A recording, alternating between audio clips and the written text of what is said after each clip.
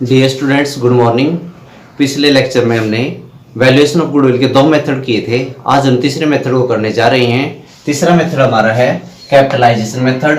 Capitalisation method में goodwill को calculate करने के लिए दो मेथड दिए हैं। नंबर एक by capitalising the average profits और दूसरा दिया है by capitalising the super profit. तो सबसे पहले हम पहले वाले मेथड को लेते हुए कैपिटलाइजिंग द एवरेज प्रॉफिट, इसके अकॉर्डिंग तो हम निकालेंगे capitalised value of average profit. Capitalised value of average profits, तो इसका फॉर्मूला क्या रहेगा? एवरेज प्रॉफिट गुणा में 100 बटे में नॉर्मल रेट ऑफ रिटर्न, ये फॉर्मूला रहेगा। तो हमारे पास capitalized value of average profit is equal to average profits multiply 100 by normal rate. और गुडविल फाइंड आउट करनी है, तो गुडविल का फॉर्मूला क्या रहेगा? यहां पर हमारे पास कैपिटलाइज्ड वैल्यू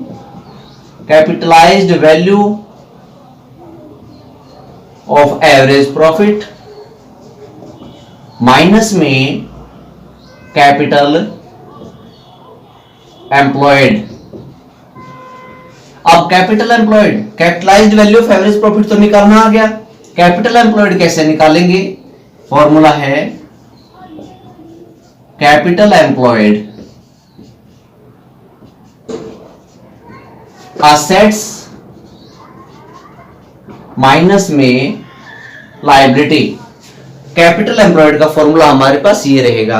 अब हम इस क्वेश्चन को सॉल्व करते हैं। हमारे पास फॉर्मूला जो है वो इस प्रकार से हैं।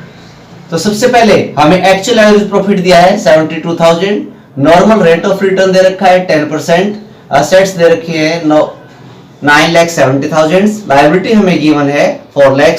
तो कैसे फाइंड आउट करेंगे? ध्यान से देखना। सबसे पहले क्वेश्चन के अंदर लिखेंगे कैपिटलाइज्ड वैल्यू ऑफ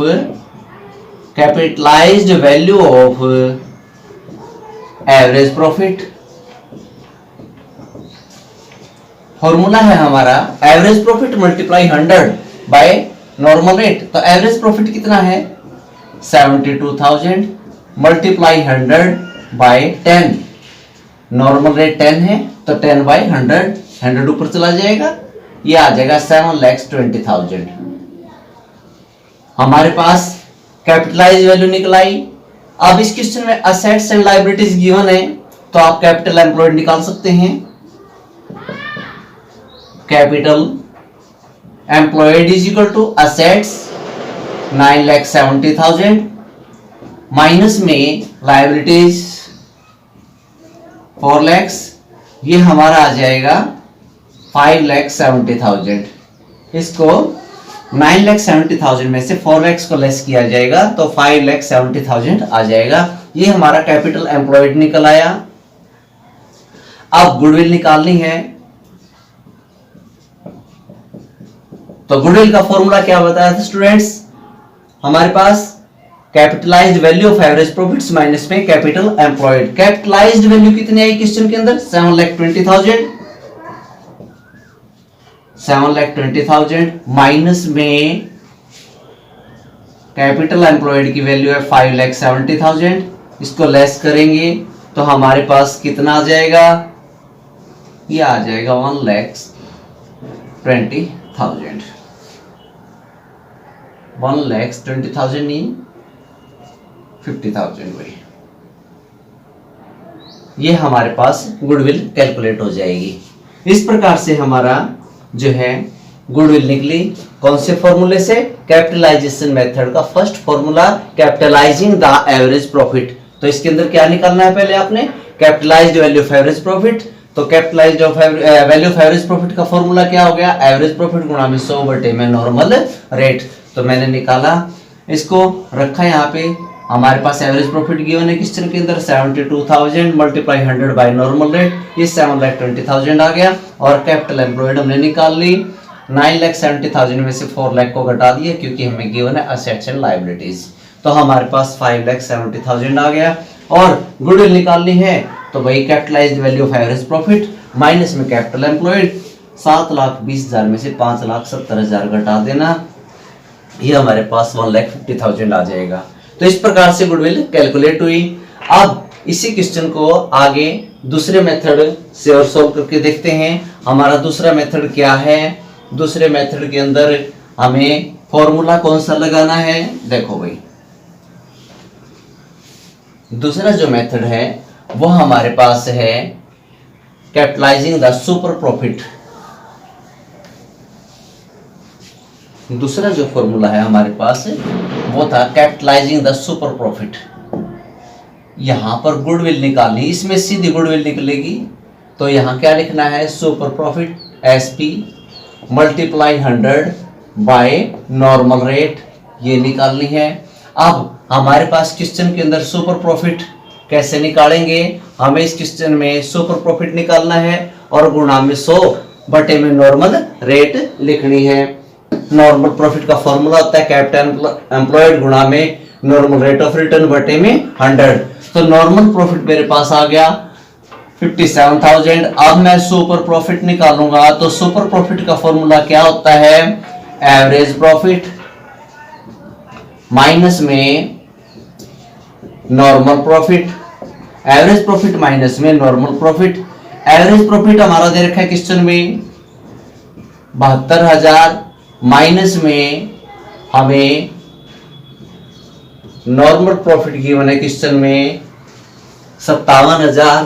तो 72,000 में से 57,000 घटा देंगे तो हमारे पास कितना आ जाएगा? 15,000। अब गुडविल निकालेंगे। Goodwill is equal to super profit 15,000 100 by normal rate 10 1 से 1, तो ये मेरे पास आ गया 1,50,000। तो हमने गुडविल को कैलकुलेट किया एक ही क्वेश्चन के अंदर।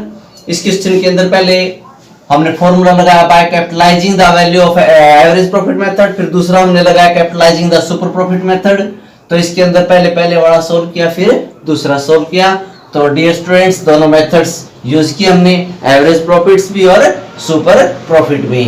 तो ये तीसरा हमारा वैल्यूएशन ऑफ गुडविल का मेथड कंप्लीट हुआ। अब अगला जो पॉइंट है वो नेक्स्ट करने जा रही हैं, वो है accounting treatment. Accounting treatment of goodwill when change in profit sharing ratio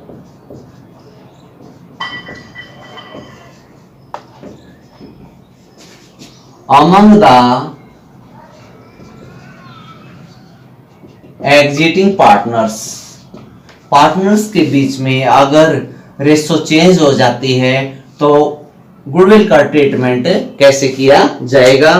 तो ये ट्रीटमेंट हमें करना है। इसको कैसे करना है? जैसे मान लीजिए यहाँ पर आपको A और B 2 पार्टनर्स हैं और उनकी प्रॉफिट शेयरिंग रेशो दे रखी है 3:2 और बाद में वो क्या करते हैं कि इसको चेंज करते हैं, प्रॉफिट शेयरिंग रेशो को वो इक्वल डिस्ट्रीब्यूट करना चाहते हैं। ये तो ओल्ड रेशो हुई और न्यू रेशो क्या हुई? ए और बी की न्यू रेशो 1:1। ये कहता है कि ओल्ड रेशो के अंदर 3:2 और न्यू रेशो की क्या है 1:1। तो चेंज होने पे क्या ट्रीटमेंट होगा गुडविल के अंदर, ये दिखाना है। तो इसको देखें भाई कैसे करते हैं। इसका बिल्कुल इजी सा क्वेश्चन है ये भी। गुडविल के बारे में क्या कहा गया है क्वेश्चन में? क्वेश्चन में गुडविल के बारे में ये कहा गया है कि वैल्यू ऑफ गुडविल बता रहा है क्वेश्चन के अंदर गुडविल 30,000 रुपए। तो सबसे पहले ये देखेंगे हम कि इनके रेशो चेंज होने से, प्रॉफिट शेयरिंग रेशो चेंज होने से जो कितना ए को गेन हो रहा है और कितना बी को लॉस हो रहा है। तो ये निकालेंगे तो लिखें सैक्रिफाइस और गेन, सैक्रिफाइस और गेन। ए की ओल्ड रेशो है 3/5, 3 बटे में अनुपाती जोड़ 5, और बी की है 2/2/5।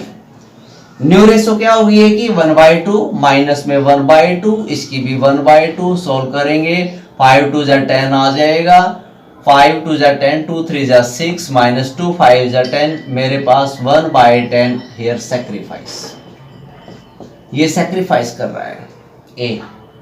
बी 5 2 10, 5 2 10, 2 2 4, माइनस में 2 5 10, 5 माइनस के 1/10, माइनस आ रहा है तो इसको आप माइनस में नहीं लिखेंगे, इसके पास क्या होगा गेन, इसके पास क्या होगा गेन। अब ए तो सैक्रिफाइस कर रहा है और बी को क्या हो रहा है, बी को गेन हो रहा है, तो ए है sacrificed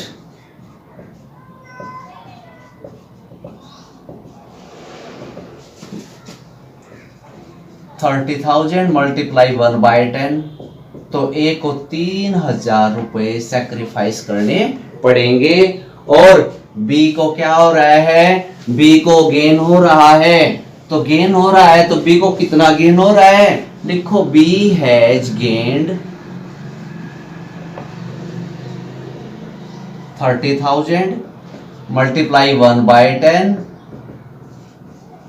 as it is amount आया 3,000, तो जिसको गेन होता है उसको डेबिट करना है इस एंट्री के अंदर, लिख देना B's capital account debit to A's capital account.